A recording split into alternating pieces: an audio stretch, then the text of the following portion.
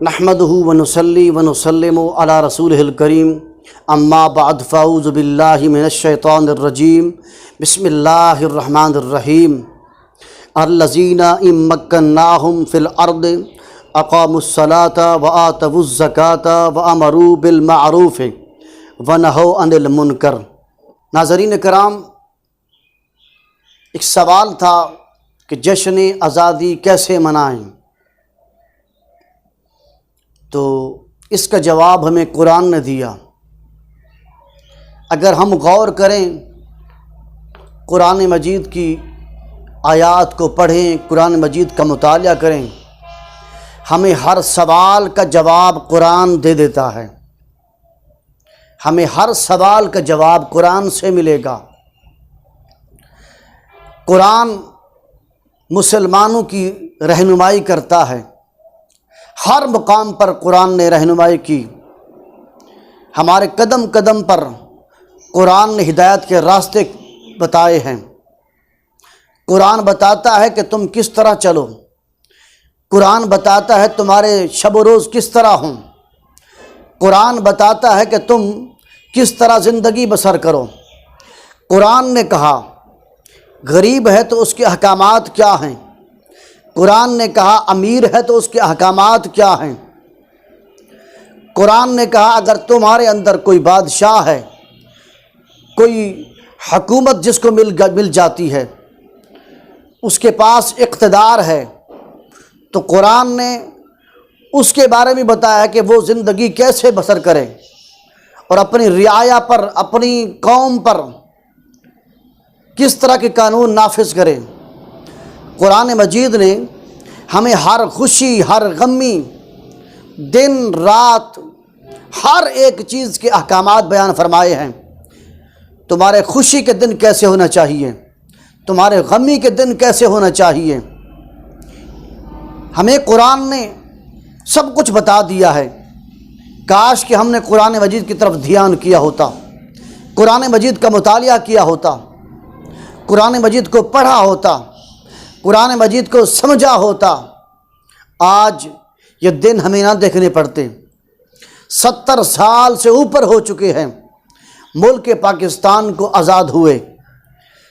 اس دن سے لے کر آج تک ہم ہر سال 14 اگست کے دن خوشی مناتے ہیں، جشن مناتے ہیں۔ کئی ایسے نوجوان لڑکے ون ویلنگ کرتے ہوئے روڈ کے اوپر مر جاتے ہیں، حادثات کی صورت کے اندر مر جاتے ہیں۔ کئی لوگ شراب پی کر اس دن وہ ایک خوشی منانے کے چکر میں ہوتے ہیں، حقیقت میں وہ اللہ رسول کو ناراض کر رہے ہوتے ہیں۔ اسی ناراضگی کے اندر وہ مر جاتے ہیں۔ اور کئی ایسے جشن کے نام پر موسیقی اور گانے باجوں کی محفلیں سجائی جاتی ہیں۔ نام کیا ہوتا ہے؟ جشن آزادی مبارک، 14 اگست کا دن ہے۔ ناظرین کرام، ان لہو و لعب کے اندر ہم پڑ چکے ہیں، اور ہمیں اتنا بھی شعور نہیں ہے، اتنا بھی خیال تک نہیں ہے کہ یہ خوشی منا کے ہم اللہ اور اس کے رسول کو راضی کر رہے ہیں یا ناراض کر رہے ہیں۔ کبھی بھی ہم نے اس بات کی طرف دھیان نہیں دیا، اور اسی وجہ سے 70 سال سے اوپر ہو گئے ہیں، ہم دن بدن پستی کی جانب جا رہے ہیں، ترقی کا نام تک نہیں ہے۔ اور میں اپنے ناظرین سے یہ ایک بات عرض کر رہا ہوں، ناظرین کرام، کہ ترقی اور دن بدن کاروبار ہو، ملکی سطح پر، غیر ملکی سطح پر، حکومتی سطح پر، تعلیمی سطح پر، قانونی سطح پر، جتنے بھی ترقی کے جو مراحل ہیں، یہ اس وقت طے ہوں گے جب ہم اپنی زندگی کو، ہم اپنے تمام مراحل کو اللہ اور اس کے رسول کے فرمان کے مطابق، اللہ رسول کے اتباع کے مطابق عمل کریں گے تو یہ ترقی ملے گی۔ ورنہ یاد رکھ لیں، کوئی ترقی ہمیں نہیں ملنے والی، ہم پستی کی جانب جا رہے ہیں۔ اور ہمارا شمار اللہ نہ کرے پھر کہیں ایسی قوم میں مبتلا ہو جائیں، ایسی قوم میں ہمارا شمار ہو جائے جس طرح پہلے کی قومیں یہود و نصارہ کی تھیں، جن کا آج تک کوئی نام و نشان بھی نہیں ہے۔ قرآن مجید نے ہمیں بتایا ہے کہ اگر ان لوگوں کو اگر ہم زمین میں اقتدار عطا فرمائیں تو وہ نماز کو قائم کریں، زکوٰۃ ادا کریں اور نیکی کا حکم دیں اور برائی سے روکیں۔ یہ حکمرانوں کے لیے، بادشاہوں کے لیے اللہ تعالیٰ نے سورۃ الحج کی آیت نمبر 41 کے اندر واضح بیان فرمایا ہے، ان حکمرانوں کو جھنجھوڑا ہے۔ اپنی آنکھیں کھولو، اللہ نے تمہیں جو اقتدار عطا فرمایا ہے، تمہیں حکومت عطا فرما دی ہے اور تمہیں فتح عطا فرمائی ہے، تو تم کیا کرو؟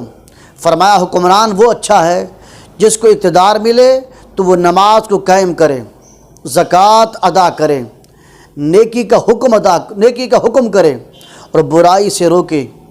میں سوال یہ کرنا چاہتا ہوں اپنے ناظرین کرام سے، 70 سال سے اوپر ہو چکے ہیں، آج تک نماز کا قانون پاس ہوا؟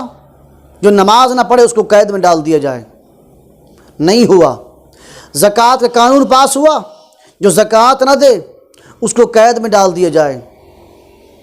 یہ بل ہم نے تو نہیں سنا، ہم نے نہ کانوں سے سنا ہے، نہ آنکھوں سے دیکھا ہے، نہ زبان سے پڑھا ہے۔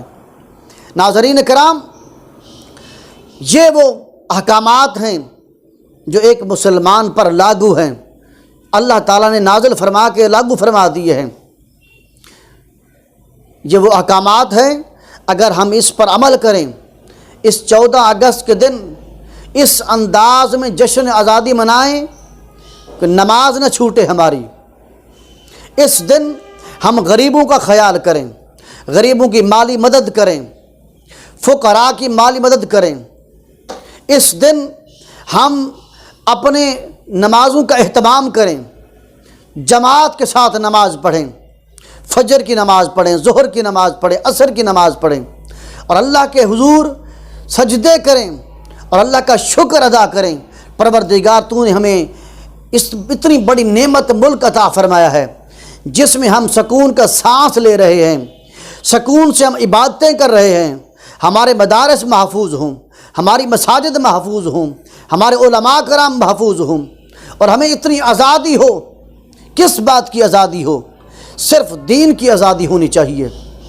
یہ آزادی نہیں ہے کہ ہم اس ملک کے اندر آ کر گانے اور باجے اور آوارہ گردی کے اندر مبتلا ہو جائیں، شراب خانوں میں مبتلا ہو جائیں۔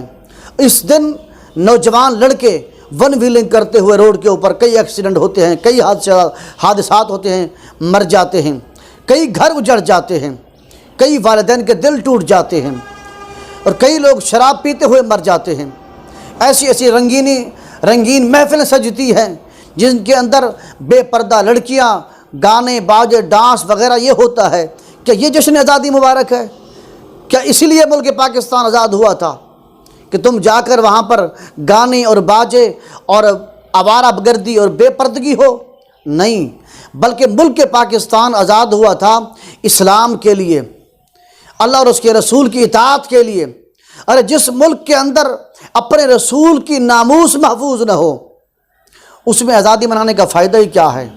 جس ملک کے اندر اللہ رسول کے خلاف کھلی بغاوتیں کی جا رہی ہوں، اللہ کے احکامات کی کھلی بغاوتیں کی جا رہی ہوں، اللہ کے رسول صلی اللہ علیہ وسلم کی کھلے عام شرع عام گستاخیاں بے ادبیاں کی جا رہی ہوں، وہاں پر آزادی کیا ہوتی ہے؟ کیسے بنائی جائے آزادی؟ یاد رکھ لیں، جو اللہ اتنا بڑا ملک ہمیں عطا فرما سکتا ہے، اقتدار عطا فرما سکتا ہے، وہ اللہ چاہے گا تو پھر ہم سے یہ ملک بھی واپس لے سکتا ہے، یہ اقتدار بھی ہم سے واپس لے سکتا ہے۔ اللہ تعالیٰ سے دعا چاہتا ہوں، اللہ تعالیٰ ہمیں ہدایت عطا فرمائے اور صراط مستقیم پر چلنے کی توفیق عطا فرمائے۔